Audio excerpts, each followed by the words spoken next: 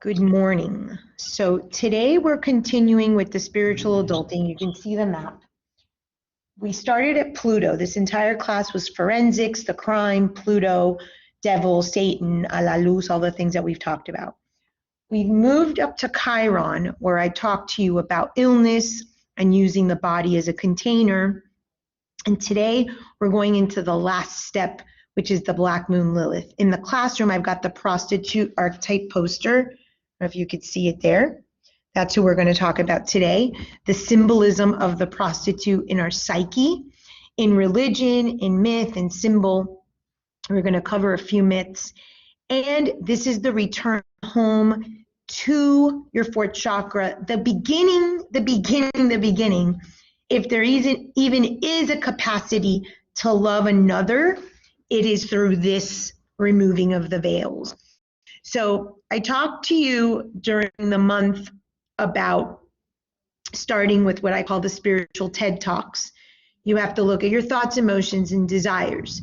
Then I took you to the spiritual STD, where you start saying, thinking, and doing the same. This is part of the individuation process, owning that your fires are strong, that you're self-worth, that you're an individual. Then we go to the spiritual striptease, which is what today is about. This is when we start unmasking. This is going to be your role as a therapist. What we're going to do on Tuesdays, I'm going to give you very specific applications that I use in practice with clients to get them to this level. Then at this point, the spiritual striptease is basically when I'm saying to clients, you now have your ruby red slippers from the metaphor of the Wizard of Oz. You know how now to get your way back home. Doesn't mean that your client has to stop seeing you. You can now both be a container for whatever deeper work they're going to do. But this is going to be sort of your steps to get the client to get really honest and truthful with themselves. So we're going to talk about the spiritual striptease, the mythology and metaphor of the prostitute. I'm going to use the Heiros Gamos, if you remember from, I don't know if I have it, I might have taken it home. The poster that I have of the Heiros Gamos with the two circles from the Truth is in the Triangle relationship model. For those of you who are new, I'll kind of fill you in on that. But this symbol of the two overlapping circles, I'm going to show you once again, but now in this term of earth and spirit, or yourself and the other. In therapy, it could be you and your client. These two overlapping circles are a symbol called the Vesica Pisces. You might have known it as the Venn diagram when you were in school. And it's actually sacred geometry. It is everything in the world in terms of spiritual symbology starts with a circle, and then two circles, and more and more and more, and we get symbols like the chakras, like Metatron cube, like the flower of life. So all of these other symbols that we see in books on symbolism start with a circle. So this idea of these two overlapping circles is a theme you're going to see with all of my theories, and today we're going to bring it to more of the world model, if you will, but it's very relevant as a therapist, where you stand, where your client stands, and the space that you hold for them. So of course for your family and friends too, and so Tuesday we're going to do more of the application. I'm going to give you practical steps to take the client, so to speak, from the yellow brick road to the Emerald City, including the spiritual striptease. So today we finish the last step of spiritual adulting, which is kind of exciting. Then that brings us back to Venus, which I showed you last time is the fourth chakra. We're going to talk about it today, called Aphrodite Urania. So that's sort of the end all be all, which is what everyone attempts to do, which is to love thy neighbor, to be, compassionate and empathic and stuff, like, especially in our field in therapy. But we cannot really hold the space, be a container for others people's grief or their issues, if we haven't done our own inner work. That's why I'm always having you check yourselves, so to speak, with your own issues. So let me share the screen. And again, if the power goes out because it's so bad out, just shoot me a text. I have the phone on, and I'll reconnect. Can you guys see that?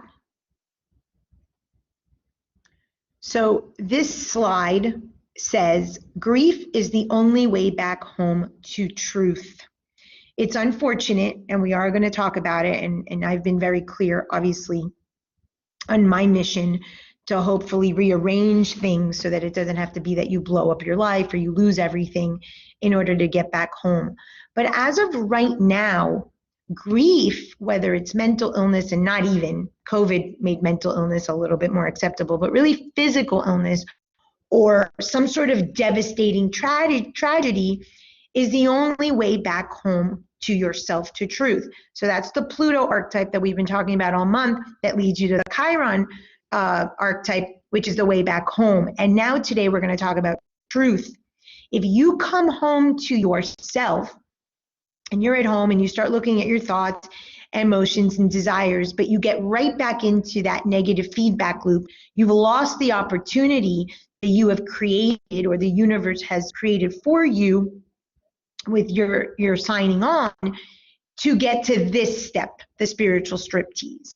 So we want to try to eliminate as much as possible the disaster of grief, so to speak, but we don't really eliminate it fully because grief is the process that started at the moment of conception. At the moment of conception, think of this as the universe. I'm going to go into this picture in a moment. It's my favorite metaphysical picture. This is the universe out here, right? Beyond the world. You see the sort of edge of the world, the circle. So this is sort of the universe. And we come from the universe and we're put into the world, hence the birthing transition process that is the perpetrator. So the only way back home, and when I'm talking about your universal home, your third chakra, the realization that you are indeed the divine, is from the truth. But we have to go back to the grief when we were castrated, when we were sort of put into a body in the womb. That is the grief we're talking about. So as humans, we create grief situations in an attempt to get back home to this universal consciousness. And it's only through the truth. So you're going to see, look at the edge of this. This is the world. So you see the sun, the moon, the trees, and his head is outside of the earth. It's the veil, the earth, the body, the illusion, the physical, what comes through your eyes is a veil. You have to unmask yourself and hopefully help your clients unveil themselves, the spiritual striptease, so that they can get to the universal consciousness. The thing is that most of us get stuck in the story, and then the grief comes and we miss the opportunity. A big lesson of grief is detachment from form. As I told you, when you are birthed, when you move into sexuality, so I told you that when you move into the transition, the birth process, your sexual identity, your sexual experience, and it's all to reach the final destination, which is leaving your earthly body. So when we talked about the skinny cows, all those little deaths that happen throughout life, the valor years, the neutralizer years, they're all to get you to detach. Remember, from your parents' value system so that you can own your own value system. It's also to detach from form. Thoughts, emotions, and desires are form. You think they're formless, but they are form. They materialize into the body as illness or as emotion or panic or depression or a toenail breaking. So they are form, even though to the human eye it feels like they're formless and they're just sort of energetic. So the other thing we want to detach from is illusions. That's the snow globe shattering. Through this is loss, our identification with loss, as the world took something from us. And we definitely want to detach from veils so that we can get back into the universal consciousness. Now, I love this picture. And the point of today, when I take you to the last slide, is to get you and your client to this position. You need to live in the earthly world, and here is his body, and you need to live in the spirit world. You are divine, you are earthly, all at the same time. That's why I'm so against the post-it note or the sticky note spirituality, which sort of makes you believe that if you dissociate from the body, and you're going to see that in practice. People that think they're above the body, people that dissociate, because the body hurts. We talked about not wanting to process feelings. When we get to a place that we have a spiritual striptease and we actually can live in our form over here in the earthly realm, pay our bills, honor our responsibilities, create structure, limits, boundaries, our 48 to 52, the other 48 to 52 can live in the universal consciousness. This is what shamans call living between the worlds.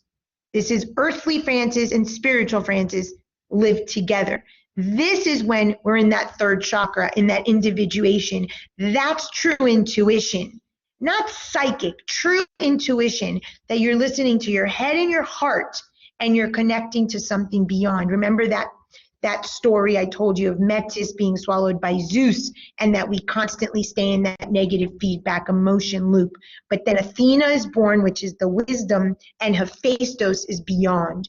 This is Hephaestus, seeing beyond even the thought, the mind, the intellect. So I want to reiterate something that I talked about on Tuesday in case I wasn't very clear. There's a famous sort of house in mythology called the House of Thebes, and I mentioned briefly Oedipus, but for those of you who may not know the story of Oedipus, Oedipus in psychology is where we get the Oedipus complex, where we see clients that are like in love with their mother, quote unquote, symbolically. And what happens is it links back to that wrong alliance, where the child has a wrong alliance with mom, dad is sort of kicked out of the triangle. So that goes back to the Truth is in the Triangle book, or the Mother, Father, Child Triad book, which is that you're in alignment with one parent. And all of us have this. All of us have been born and lived through a house of Thebes. So what happened in the myth? In the myth, everybody believed that they were cursed, and that the oracle told the king, do not have a child. Like in all myths, right? You're going to be dethroned. In this case, it was going to be, you are going to be killed and your son is going to marry your mother, your wife, his mother. So what they did, as is very common, they have what's called exposure in Greek mythology. They put the kid out to sort of pasture and pretended that the kid wasn't there so he would die. But he didn't die. He was actually adopted. And the story came true. The story came true that Oedipus killed his father and married Jocasta, his mother, and at the end ripped his eyes out. And we will talk about the symbolism of that in a moment. Illusion that everything is fine. I see this a lot in clients where they have a lot of money, or they have a lot of intelligence, or they have a lot of beauty. Their validation needs are covering up the fact that they actually hate themselves.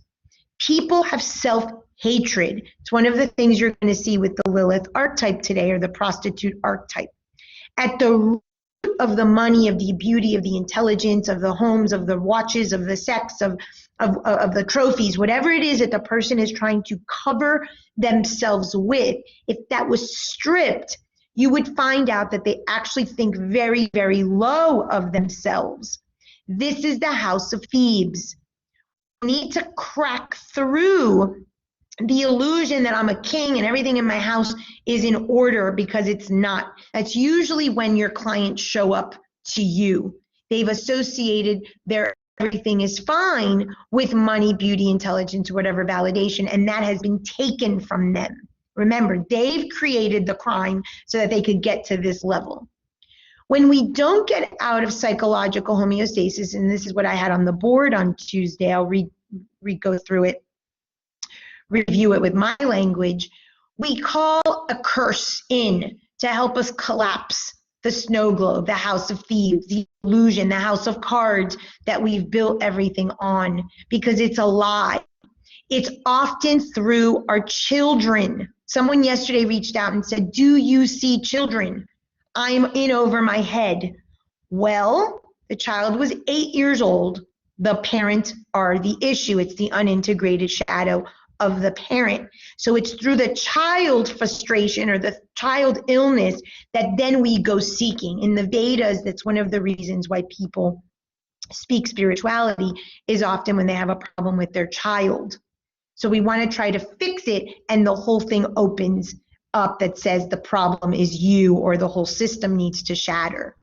We say that we're cursed by the gods, or like I said all month, the devil and all these nonsense, mythological characters that we name gods, when it's the perpetrator that is simply in ourself, which is indeed the magician that's going to lead you to the magic of knowing yourself truly. And as I said, Oedipus kills his father to marry his mother. This is the whole triad being out of whack. And it's only when the triangle is mom and dad at the bottom and you are at the tip integrating mom and dad, doing it differently, that your house is indeed in order. So we're in this negative feedback loop. This is from just biological, physical homeostasis that I say in the psychological realm is a house of Thebes. It has to shatter. The variable down here is your unmet need and your preferred emotion. The detector is any person, place, thing, or situation that you think will meet your unmet need, and it never happens.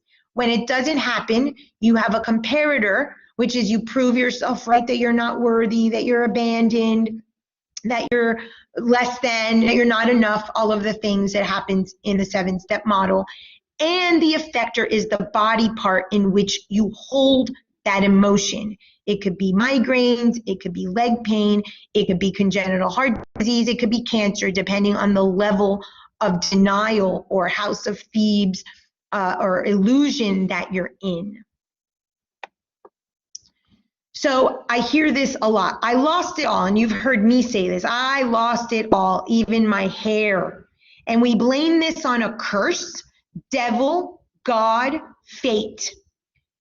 Jung has a quote that says, until the unconscious is made conscious, you call it fate. You are creating the loss of everything, the shattering of your illusion, of your snow globe, of your house of Thebes, and you're calling it and blaming someone else rather than to take personal responsibility that it's the only way that you have permission to change. This is one of the missions that I'm on, that people don't have to lose it all, that the society will actually support grief, that people will actually be a container for other people so that we don't have to go into these dramatic cases just to have permission to change and find the other 50%, which is the spiritual life. So this brings us to Lilith. She is the next one on the spiritual adulting. She's the last step in order to find your way back home to self-worth, self-love, loving thy neighbor. I call her a spiritual striptease. Lilith in mythology has been called many things. My first book was on the myth Inanna. I covered that a couple weeks back, where she was asked to go visit her sister in the underworld. It's always a visit to the underworld. Persephone was raped, taken to the underworld.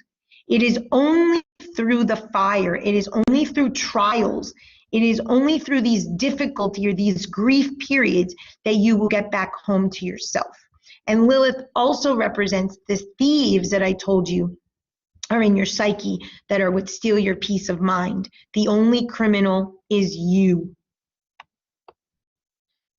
So the universal law is the principle of mentalism. This is a very, very hard law to understand, but let me bring you back to this picture. This outer energy field here is the universe. Everything in the universe is covered with an energetic sort of field, and everything is recorded in there energetically. But we only live here within the material world. When we start removing the veils and having a spiritual striptease, we not only have access to sort of the universal consciousness, call it intuition, call it your spirit guides, call it the Akashic records, call it archangels, call it God, does not matter what you call it. It's an energy field that houses everything. That is the monad. That's why it's circular. Everything in the universe is circular and spherical. There's no hierarchy. This image is just an image to show that there's different planes. The principle of mentalism is talking about the monad. Every single thing that has ever been said or thought or spoken or done is stored in the energy. So when you have deja vu, when you have memories, when you feel you've met someone before, it's all stored in there. The thing is that your body limits your perception of this, and it's very hard for people to understand that. that we are actually part of the monad, because in a physical body, we feel so separate. So this is all about going back home to the universal consciousness and remembering that you are part of that universal energy. So here we have the spiritual adulting map. And this is the last step. Here's Black Moon Lilith. So here's the illusion, the house of Thebes that's shattered by the criminal here at Pluto, the underworld, the grief, whatever it is that you experienced or created. Chiron, which could be the illness or the return home when you start realizing, wait a minute, I actually have some agency. I've been wearing the ruby red slippers, which leads you here. Now I seek truth. Now I want to live as a truthful person. Now I want to live my true self.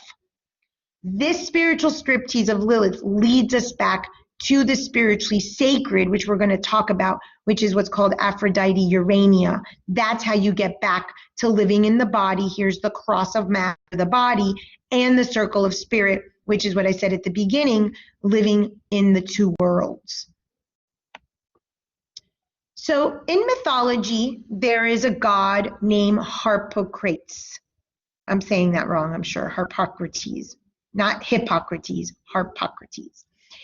And he is considered the god of secrets. He's actually Horus in Greek mythology, in Egyptian mythology, which is the child god of Isis and Osiris. If you ever saw The Lion King, not Mufasa, but Simba is representative of this. And if you ever saw The Lion King, you know that Simba tried to not be the king. That's what we try to do. We try to keep secrets so that we will do Hakuna Matata, let's hang out with Timon and Pumbaa, and not live the true God that we are, the true divine. It's easier to sort of check out. He was responsible for bringing the sun up each day, again, the metaphor and the symbolism of light, and bringing all secrets and darkness to the light.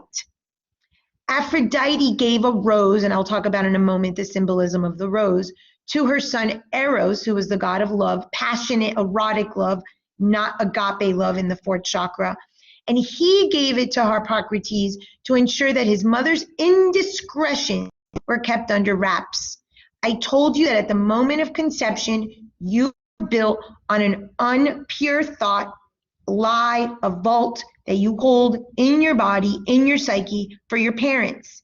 Aphrodite is two forms. She's got the erotic, passionate Aphrodite of the second chakra, unmet needs, sexuality, money, self-worth, validation, self-worth through validation of things.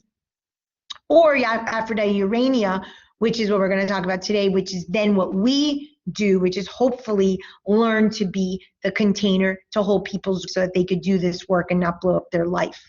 But he was given the task to hide the secrets. And if you look at his little finger, it's not the middle finger, it looks like that. It's actually his finger covering his lips, the secrets. In the literature, it says Harpocrates is the babe in the egg of blue. This is the universal consciousness, the egg of blue, think of the sky, that sits upon the lotus flower in the Nile. There's a lot of myth being covered in that one sentence. The lotus flower is symbolic of where Buddha stepped in the mud, in the junk, in the shit of lotus flower to come out. When you go to the darkness, when you go to your crap, when you go to the depths of yourself, a lotus flower blossoms because it's truth. You only find the truth in the crap. And the Nile for the Egyptians was the end-all be-all because it's what produced, it was the water that then nourished the land and so forth, produced prosperity in Egypt. So he's equated to being sort of the connector to the earthly world and the spiritual world, the egg of blue of the universe, and yet the nurturance or the natural world of the earth, of the Nile that we need, aka the body. He may be termed the god of silence and said to represent the higher self and be the holy guardian angel. He does look kind of like a guardian angel or an angel as depicted in pictures. And it's what he does is he is the midpoint. He is the 48 to 52. And when you open that secret vault, when you let all that go out, when you get past the hope, when you get past God and criminal and fate and the devil, what you actually realizes that you hold the secret. You have the way home back to the universal unconscious. So roses. Roses are actually symbols of secrets. If you ever saw Beauty and the Beast, the opening scene, the flower petals are starting to fall. It is symbolic with love. Valentine's Day, everybody's sending their beloved red roses. It's all second chakra. It's linked to vagina flowering or vaginal flowering. It's also linked to the gradual spiritual awakening, and we're going to talk about the Heiros Gamos, the container today with the overlapping circles, and how it resembles the symbol of Christianity, the symbol of the vagina, which is where we birth, symbolic of the birth, symbolic of the transition, it's symbolic of detachment and death, and it's also linked to Aphrodite Urania, which is Venus in the highest form. So now we get into the mythology of Black Moon Lilith.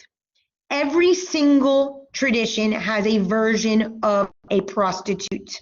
A prostitute, a demon, swallows her children, kills men. This is a theme you will find repeated in mythology.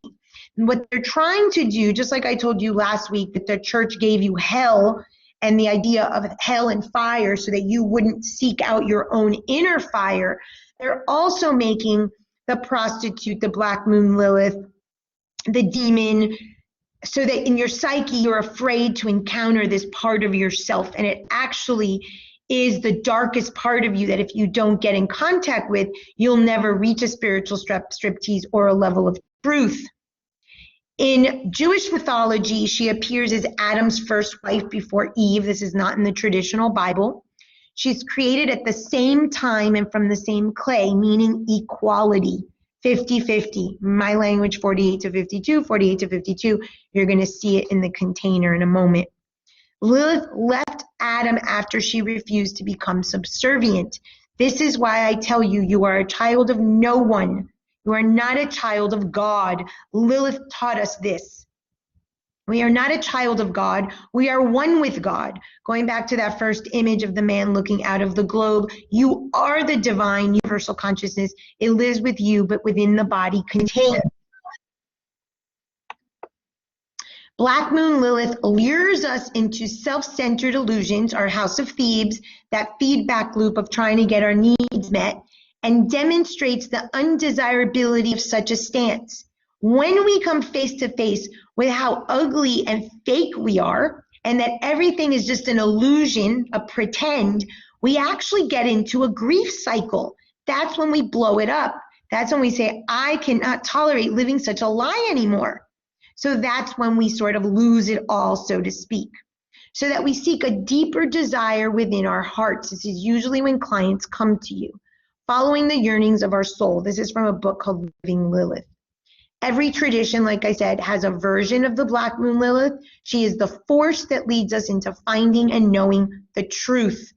She is always sent into exile, demonized, a killer of children, destroyer of families. Why? If we demonize her and exile her, we will not go there. We don't want to go to those darkest spots of ourselves for fear of being found out. What will we discover? That we're narcissists, that we're egomaniacs, that we're prideful, that we're lustful? We are, but we don't want to touch those waters. So we kind of call it hell, call it a demon, call it a criminal, when it's a part of our psyche that we've castrated and we've sort of chucked so that we don't look at it. The reason that in mythology she's a killer of children is, I've told you, mothers hide behind their children and the responsibilities. And what they do is they castrate the child's feed and fly mechanism. So as long as I'm a mother and I have an identity being your mother, I don't really have to go figure myself out. And this creates generations and generations of children that are castrated, people that don't come to live out their soul's divine purpose, and it creates trauma in the families. And that's one of the things we want to stop. So she's viewed as a killer of children because she's saying, okay, now you go do your job, I'm going to do my job.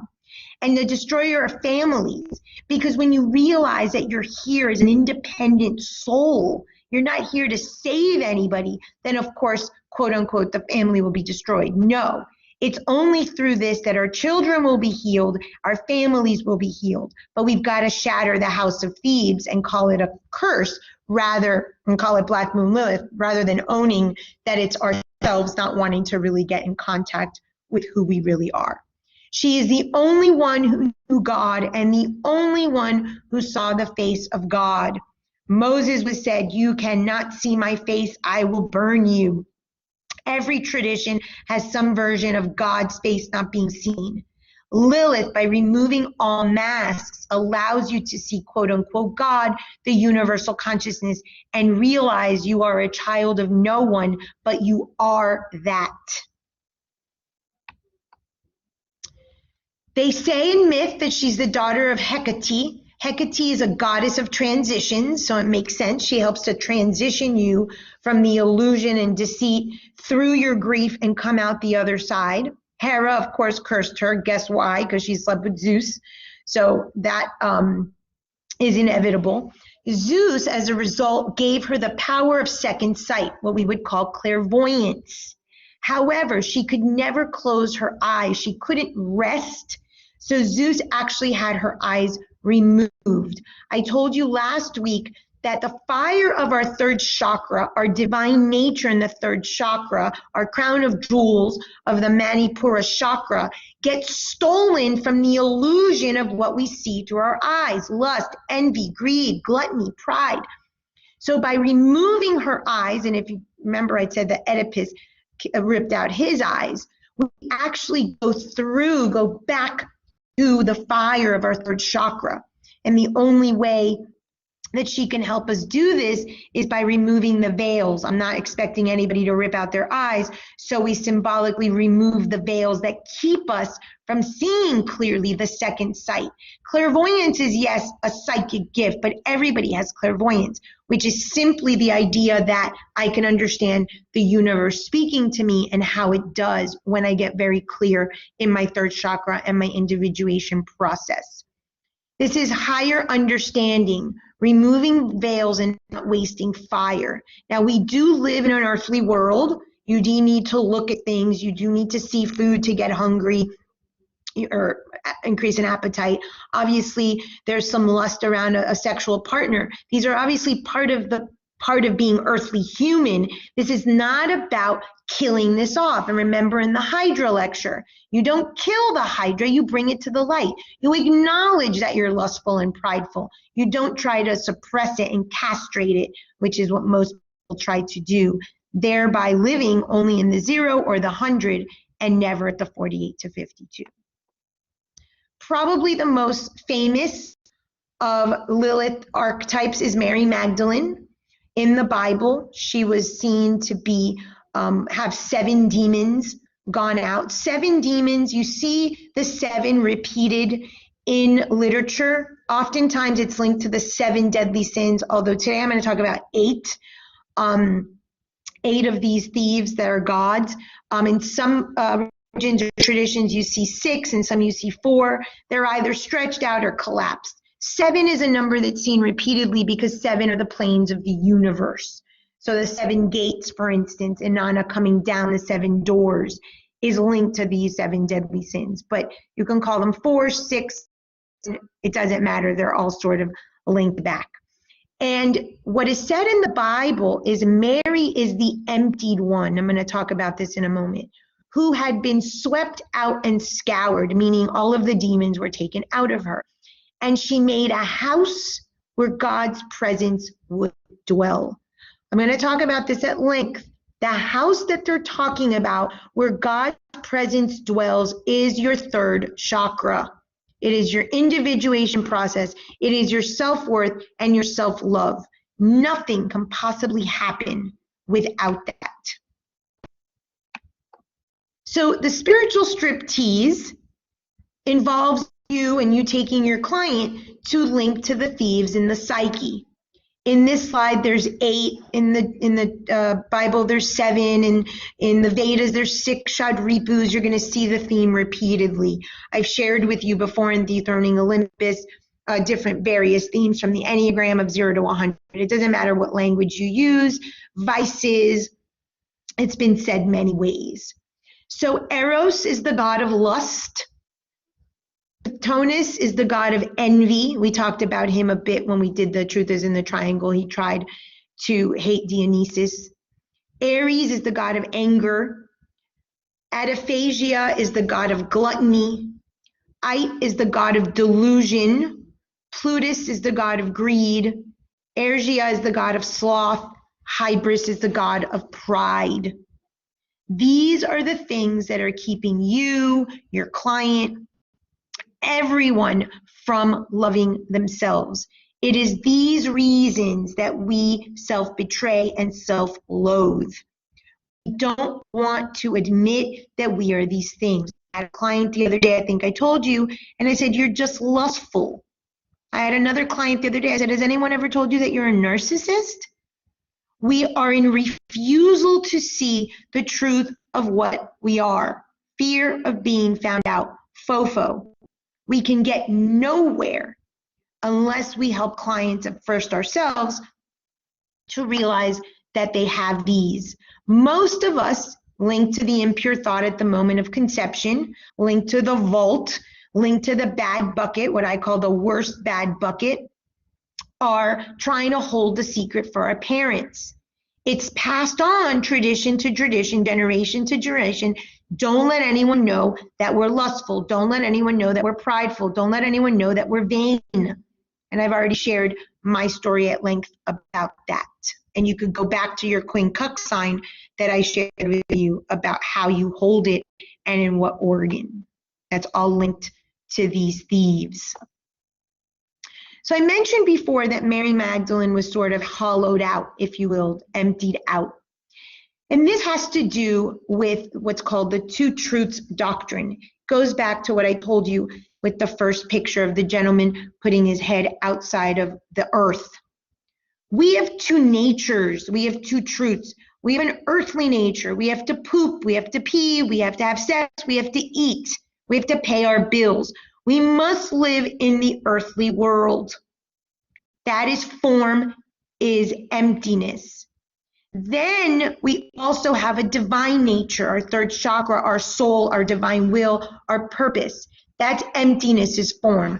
When they say in the Bible that she was scoured and emptied out, what they're saying is she had the demons removed, the spiritual striptease, all those thieves. She saw clearly the truth of who she was. And then she said, I am now going to fill my third chakra with self-worth and self-love, the fire that is within me. This is why Mary Magdalene is considered the apostle of the apostles. She said to have only seen Jesus die, and in some accounts was the wife and the mother of his children. It's symbolic. I don't care about the story if she really married him in the real world and had his kids.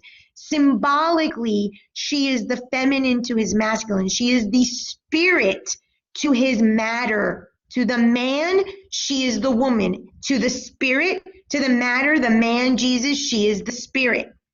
That is what she emptied out only through a spiritual striptease. This emptiness is form, form is emptiness, and this symbol here is a very famous Buddhist sign called the Heart Sutra. It's a sutra. It's kind of like, I think like 200 and some words, I think, but in a shell, it relates to emptiness is form, form is emptiness. I told you that the principle of mentalism is very hard for people to understand. Most of us come up to the sixth chakra, which is the law of gender. We see gender in everything. And so it's very hard for people to understand that there is a law that is everything is stored in that energy field. And so we use form through the eyes, through the sixth chakra, or the third eye, to identify some form of God or some form of something. And so that's what this means. And the two truths doctrine relates back to we are divine and we are material all at the same time. And we get to live both. The form, which is the matter, your body, the divine, your third chakra, God is within you.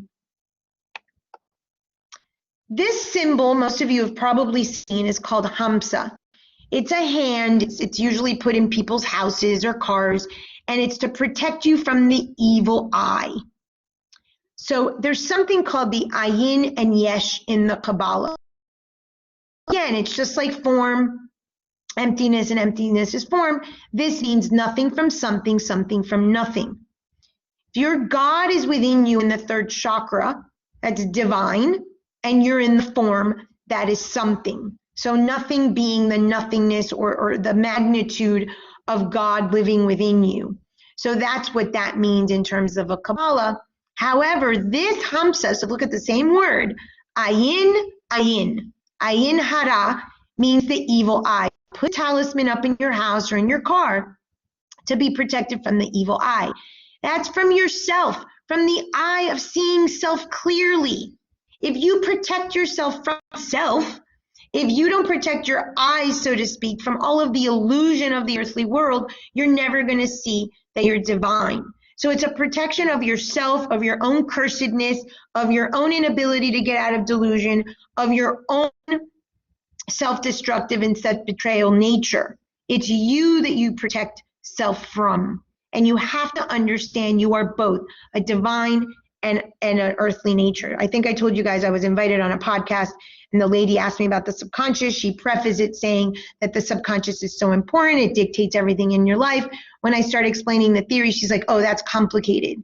Do we really think that 50% of what we are, the eternal part of what we are, the nothing, so to speak, that goes back to the universal consciousness, needs no attending to? That it's only our earthly body? What about your spiritual food? What about your divine nature needing some rest or some tending to? And so that's where we get caught up. And then people think it's leaving the body, dissociation, running away from their earthly responsibilities, that is spirituality. And that cannot be anything further from the truth. So we've talked a little bit about the Holy Grail before. In the age 42 Uranus Chaos lecture, I told you about the Holy Grail. The Holy Grail is like this elusive, mystical object that King Arthur and his knights go out to seek. It's viewed on the Last Supper. Mary Magdalene is believed to be the Holy Grail. That some of the sort of murmurings, in symbology, mythology, and comparative religion, that Mary Magdalene is the Holy Grail. And she is symbolically, because as I said, she's the female to the male. She's the spirit to the man, Jesus. That's why she's symbolically portrayed in the Last Supper. The way to get, so to speak, to the Last Supper, the depths of self, that's then going to make you in your rebirth and resurrection, is marrying both of these parts. The divine feminine or the receptacle or the Holy Grail is always pictured as feminine. It's the antidote, so to speak, to the masculine. This does not have anything to do with gender or penis or vagina. It has to do with energy. So it is only in the earthly realm, which is the feminine polarity, that your body is feminine. We talked about all the elements. We've talked about the symbolism of language. Earth and water are the feminine polarity. Fire and air, the masculine polarity. It is only in the body that the spirit can dwell, that the third chakra can be a contained fire. It is only in the body, in a material form, that we as human beings can grow in our spirituality. We cannot grow out of the body. You go back to the universal consciousness, you stay at that consciousness until you reincarnate. So the Holy Grail is talking about the feminine aspect of the divine feminine and masculine, which is the earthly body, the earthly form. But we're living it all wrong with the illusions of our eyes, wasting the fire through our eyes, greed, envy, lust, pride, hubris, vanity, etc. So it's taking that fire and putting it back into the emptiness, so to speak, of Mary Magdalene, your third chakra, that we can achieve the balance. So that's the symbolism of that. The other thing is, and I'll speak more about that in a moment, is the idea of being a receptacle for humanity in order to provide compassion, empathy, listening skills, the things that we talk about as therapists. Being the receptacle, a container to hold the space. So that's obviously Mother Earth at a grand level that houses all of us, and everything happens in the earthly realm. Mary Magdalene is considered the Holy Grail in some accounts. The Last Supper, like I mentioned, she was there. The spiritually sacred. The other thing that this means when we hear about the divine masculine, the divine feminine, the divine masculine is directly linked to your soul, your ego, your personality. When your soul, imagine a diamond, that third chakra, is covered with low consciousness, impure thoughts, all these veils, it is ego and personality.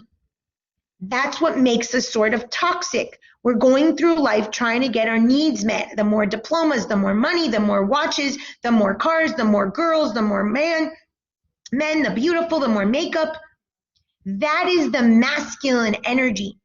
When you purify that through the third chakra with the Holy Grail, with the fires of the third chakra that it was emptied out of Mary Magdalene, and they unify in the third chakra, that diamond actually gets purified.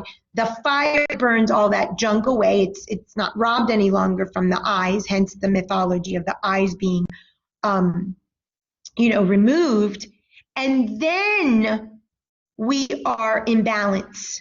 Again, this has nothing to do with the sexual act.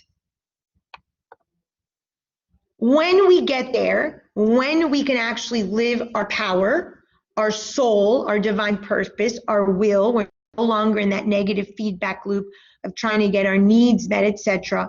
We can then tap into your Aphrodite Urania, which I told you was the Venus symbol lower in the spiritual adulting map. This is the highest version.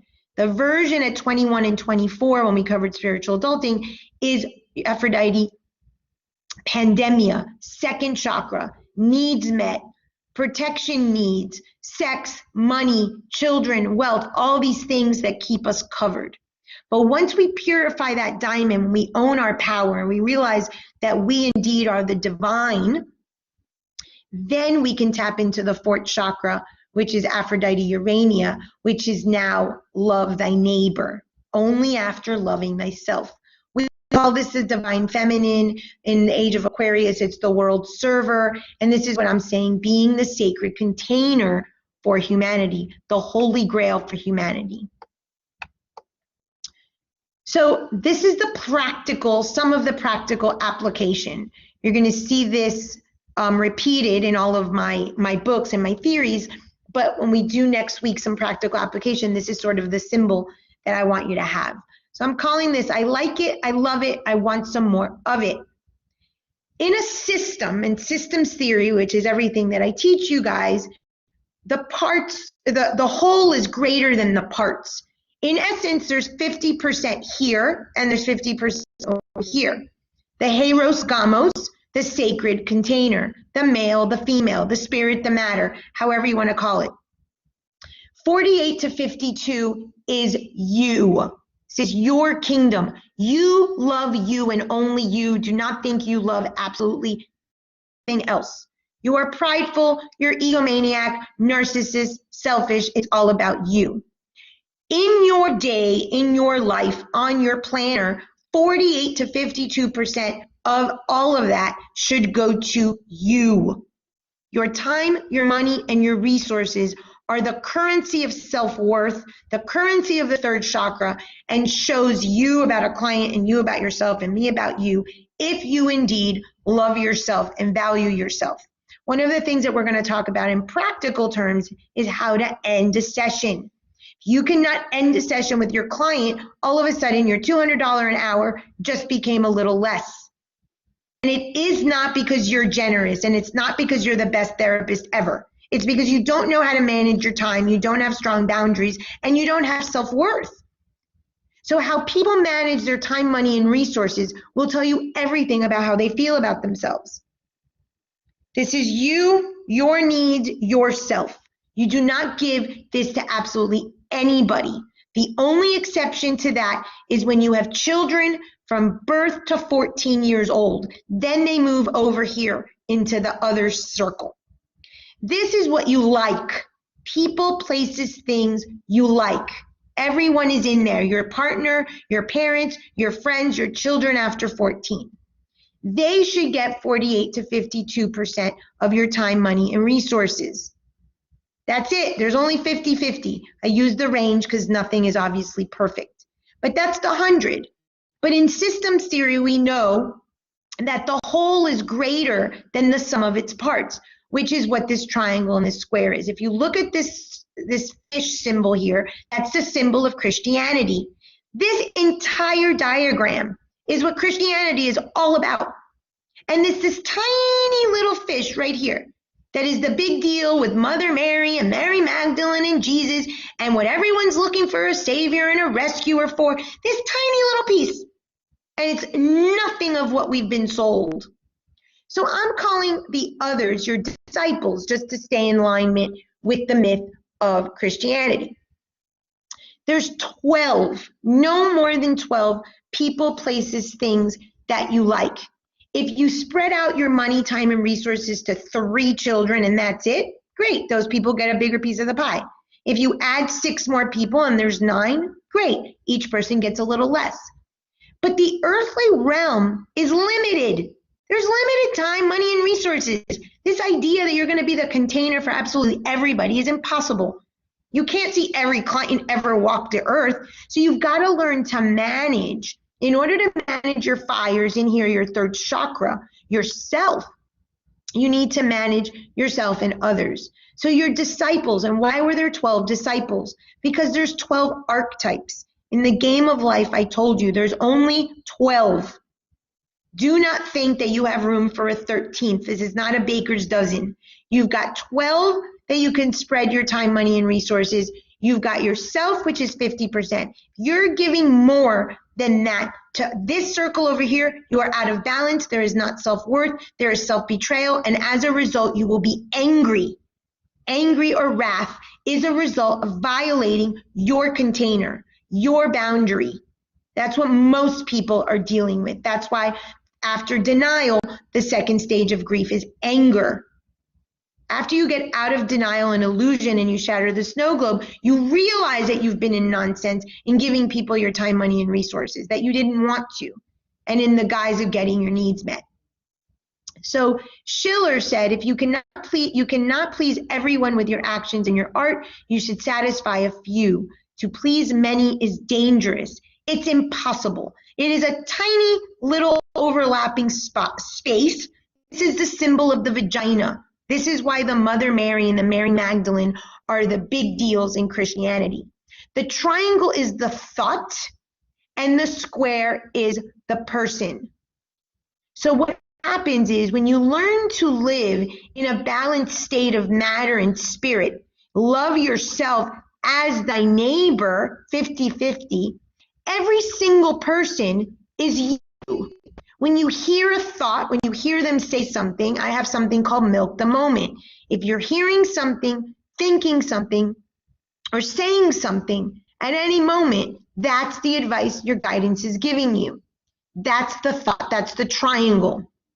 Then body, which is the person, place, thing, or situation, that's humanity, is where you can hold the space for that person. So I'll tell people, if you're at work, you obviously have to get to work. That's your job. You're getting paid. Give the person in the break room a minute or two. Hold the space for their emotion so that they feel safe with you. Honor that. Let them grieve. And then go to your desk and identify what thought, emotion, or desire, your spiritual TED Talk, that person just showed you about you. This is how you do the work.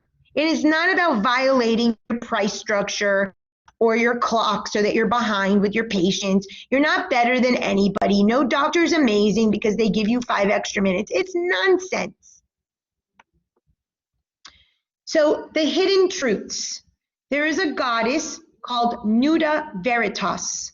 She is the goddess of naked truths. This is the spiritual striptease. She's in alignment with Lilith. And what does she say? She is a balance between time and virtue. Time is boundaries. We are only on this earth for a limited time. We only have 24 hours in a day.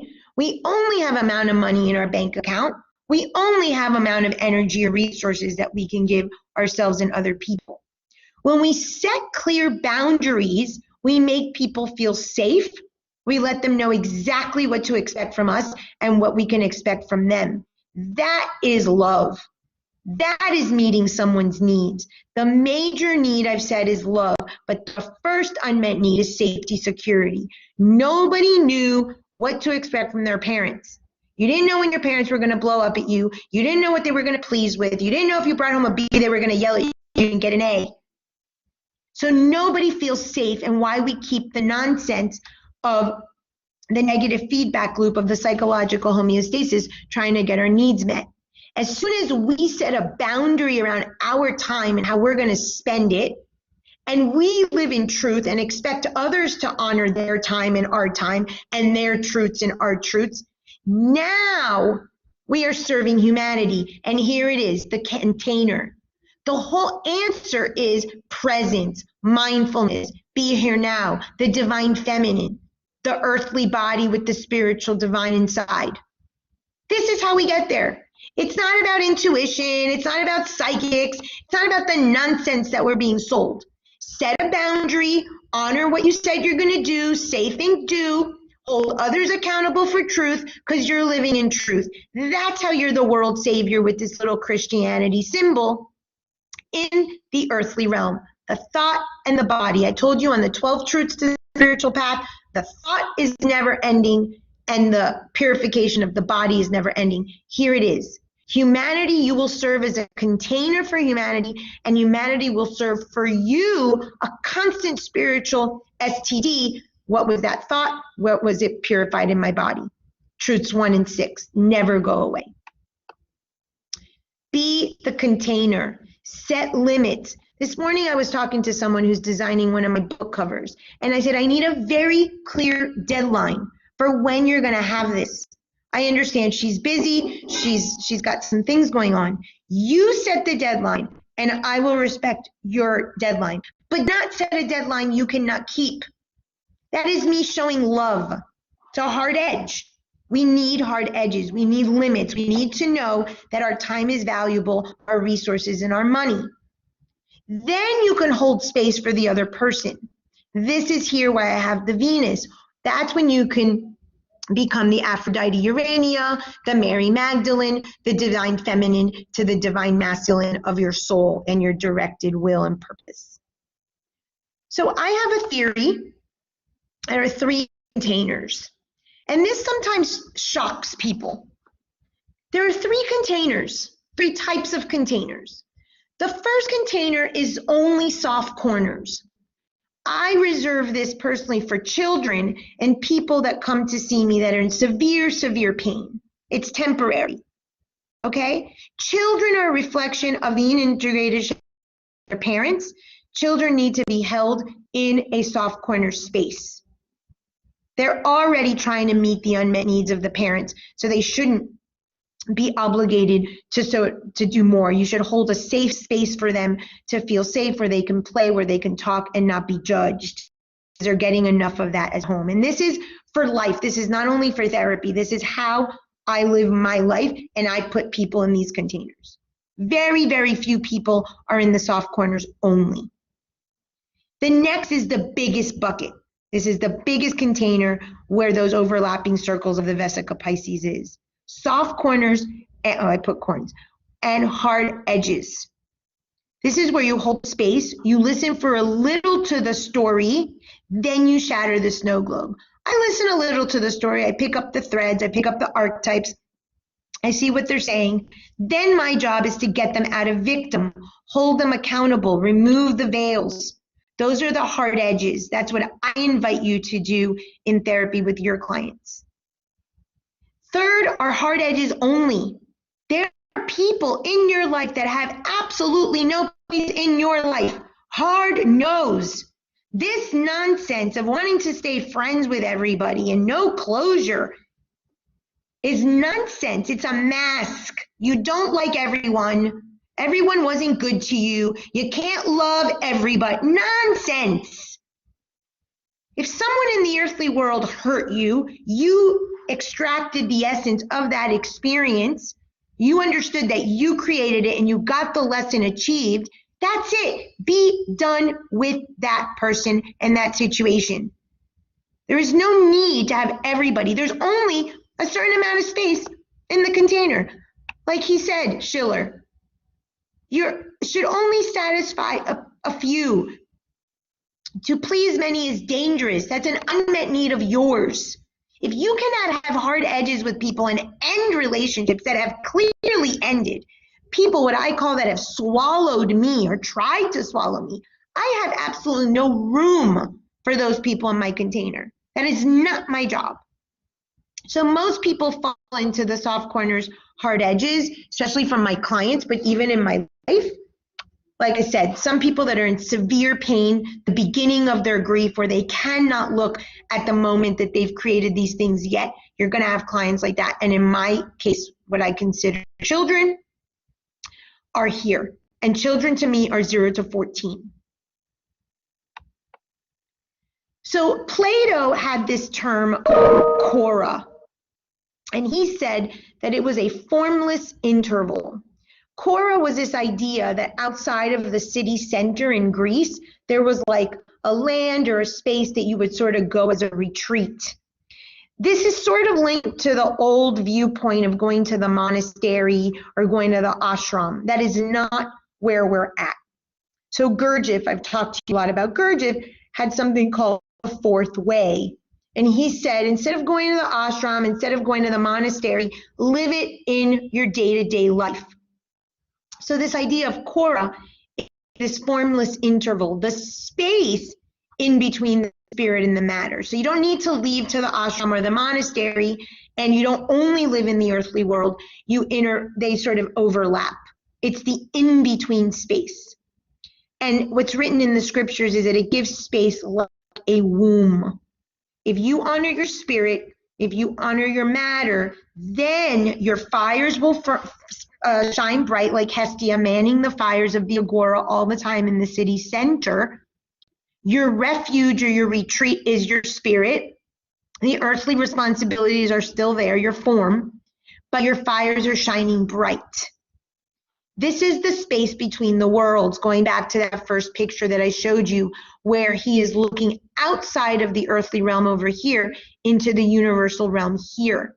This is managing, like Jesus, your earthly nature and your divine nature. This is managing your dark, because you do have demons and you do have masks constantly, and also identifying that you're the divine, that you're the spirit, that you are God, not the God, but a God, like they say in Groundhog Day movie. You're part body, you're part spirit. You are yourself individualized with a body and a boundary, but we are all one. Principle of mentalism. Everybody is a mirror, step 2 of the model. There's form, your earthly body, and there's nothingness, which is the universal consciousness that lives within you. This space in the middle is the 48 to 52. This is the third chakra. This is the center of individuation. This is your fires. When you manage this state of balance, this 48 to 52, this interval between your divine and your material, this is only when you can love thy neighbor, where you can offer the divine feminine, where you can have sacred space for someone, where you can hold someone's grief, and we can start healing the world. Any questions?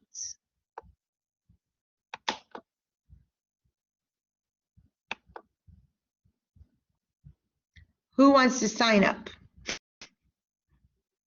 Next week, I'm going to give you the practical applications, the to-dos, so to speak, that I use in practice to help. Obviously, all of my models and my workbooks are rooted in this Heiros Gamos sacred geometry symbology, but I'll give you specific questions and things that I ask clients to kind of get the story to then help them unmask themselves.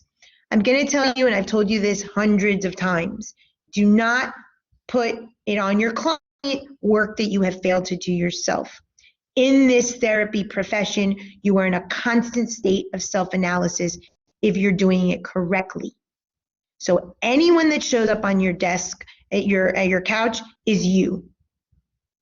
And you deserve it you owe it to them and to yourself to do the self-analysis work. Why is that client here? What are they showing me? Where is this mirroring me? Where do I have this? Or did I have it? Or am I capable of having it? That's called the law of correspondence from the universal law perspective. I live by that. Every single thing that enters my earthly sphere, I know is representative of my spiritual nature. In a client-based practice like you guys are going to have, this is going to be a revolving door where you're going to see themes that you constantly have to work on. When you find yourself judging clients, it's linked to your values, because you know judgments are confessions and they're great, and it's linked to your values that you might need to fine-tune and tweak. That's the beauty of this profession when it's done correctly.